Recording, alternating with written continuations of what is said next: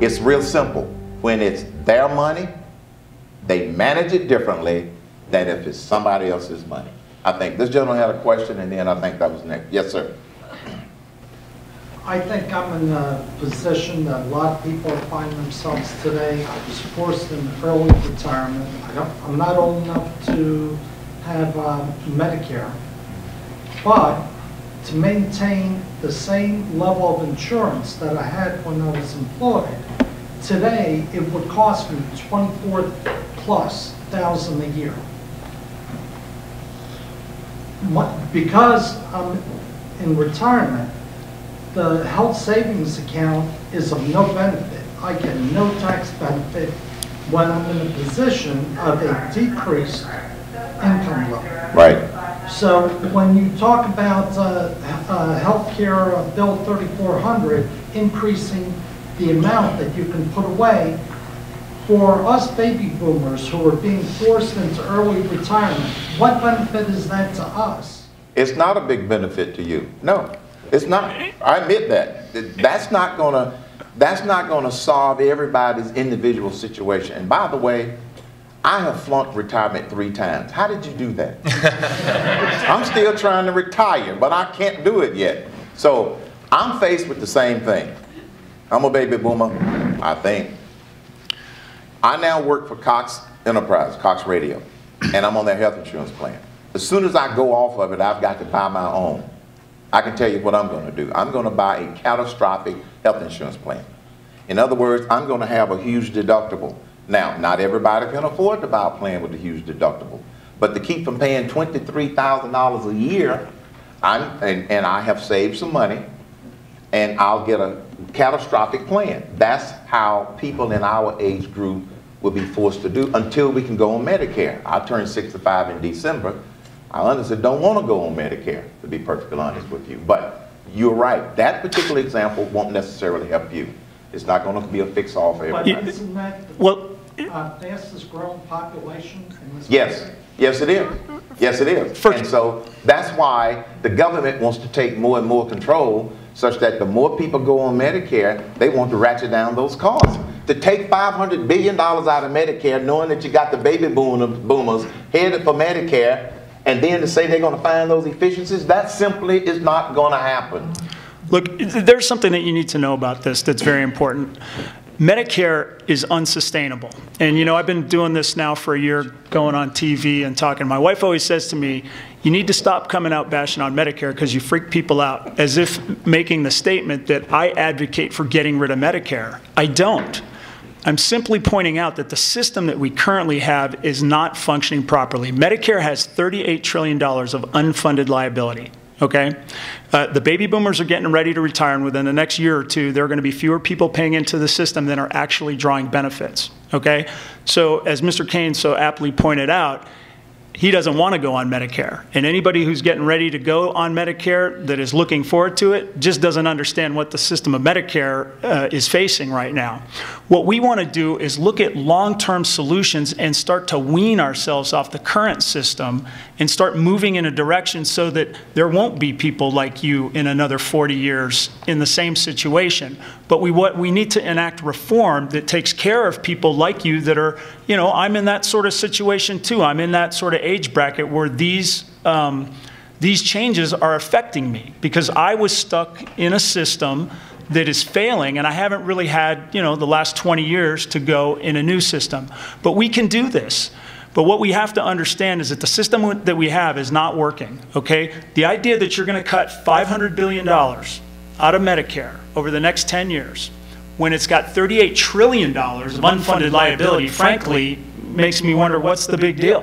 What's $500 billion when you got $38 trillion of unfunded liability? And I'll hit you real quick, and anything that we're talking about today, and obviously there's going to be things that need to continue to progress over time.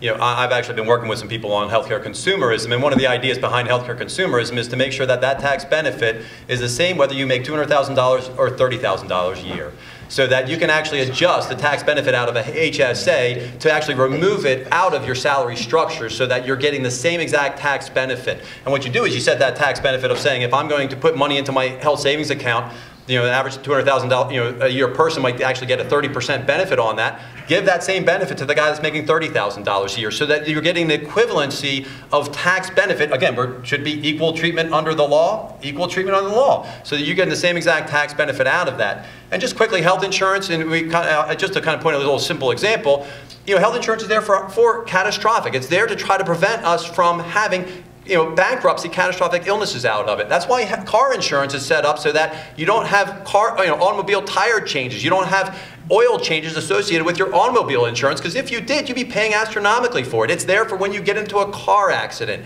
The rest of it, you find a way to set aside and make sure that you can get your oil changed and change your tires. This healthcare consumerism ideal follows that same approach towards healthcare management.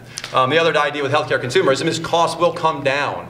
And that's the big thing, is that it'll be cheaper for you to be able to buy a high deductible health care plan if we can actually bring about some of the enacting policies here. And then you can start working on the edges of interstate commerce and some of the things that we haven't talked about, tort reform, some of the things we haven't talked about, which will continue to decrease the cost of health insurance. So we've got to find a way to decrease costs so that people like you can actually get health insurance that actually does that. Prevents you from going into bankruptcy, but allows us to set up a sustainable path. And money's going to run out. I mean, that's the problem. And that's, it's funny. I do a lot of, so like Scott does. We do talks, and I have talks on CNN. And one of the people I've been talking on CNN quite a bit with is a female who has 2 kids that has diabetes, and her other son has seizure disorder. And she said, "I'm so worried about my kids. I want to make sure they have health insurance." And I said, "That's great. I do too. But the problem is if we go on the current track that we're down, we're going to run out of money. And so if there's no money, the best laid plans of men just aren't going to happen. The best ideas and hopes and ideologies aren't going to come to fruition if there's no financial support to back them. So we've got to make sure that our cost structure is improved. And if we talk about some of these ideals that actually improve our cost structure and decrease the cost of insurance, then it makes it more affordable for people like that to actually be able to either obtain insurance, or allows us to set up, whether it's a high-risk state pools, and create some more money for those that are really truly falling outside that uninsurable rate of what should be about 3% of the population. And then we can actually say, okay, well, let's set up a high-risk pool for those people so that they can have money available to them. The thing that's important to look at too is, let's do the evidence-based medicine. So you've brought out a unique niche of patient that has some unique issues that cost a lot of money. Well, let's see what happens in the government-run healthcare, where last year in Britain, they basically eliminated all epidural steroid injections, just across the board. We can't afford it. We don't have one single pain management person on the panel that's going to eliminate it, but we've just decided to eliminate it. That cost just went away. What does that do for the patient population of people that would benefit from epidural steroid injections? Something that you can do in this country. You could come down to my office and be on the schedule this week. So, look, to simply make the statement that we have problems in a reform system doesn't make the point that in the government-run healthcare system, that problem is not solved. And in fact, will be worse. And it's, it always, Brian and I were talking before, whenever we get into these debates over, government-run healthcare versus free market solutions, it always degenerates into the anecdotal stories about Sally not getting her asthma medicine. Well, I'm always joking with him. It's like, I see your anecdotal story in the public sector, and I raise you 10 anecdotal stories in socialized medicine. I mean, that's not constructive. There are lots of issues to be resolved here, and it is very complex. But you got to understand the fundamental aspects of how the world works.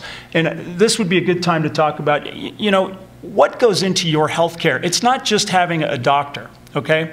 When I see a patient, I'm trying to earn your business. I want to give you the best possible medical care that I'm capable of giving you, but I'm also trying to provide a customer service. I want you to go home and say, that guy was great, tell your friends, and I earn business that way. So when somebody comes into the emergency room on Friday night at 7 o'clock with a broken ankle, I don't necessarily need to fix it right then and there to give them a good medical outcome. I could do it 2 weeks later. But I make the decision from a customer service standpoint to take them to the operating room that night. They're there, they want it taken care of, and that's how they want to see it. As an adjunct, I am a customer as a physician of the hospital. They want me to continue bringing my patients to the hospital, so they provide me with an OR staff after hours so that I can go and give you that health care. In a government-run system, they're going to see no benefit to providing an after-hours staff that's going to cost more money. And even if I was inclined to miss my daughter's karate class to go and fix that ankle for no benefit to me, The hospital absolutely will not let me do it. If you can extrapolate that out for every single patient and doctor interaction across all specialties, you can see how your quality goes down, the costs go up, and the wait times will go through the roof. And I'm not guessing at this. Go to Britain, go to Germany, go to Canada. It's all there for you to see. And that's another point. The people in those countries that talk about how much they like their health care have not accessed the system. They just enjoy the security blanket of thinking that they're covered, but they have not had to access the system.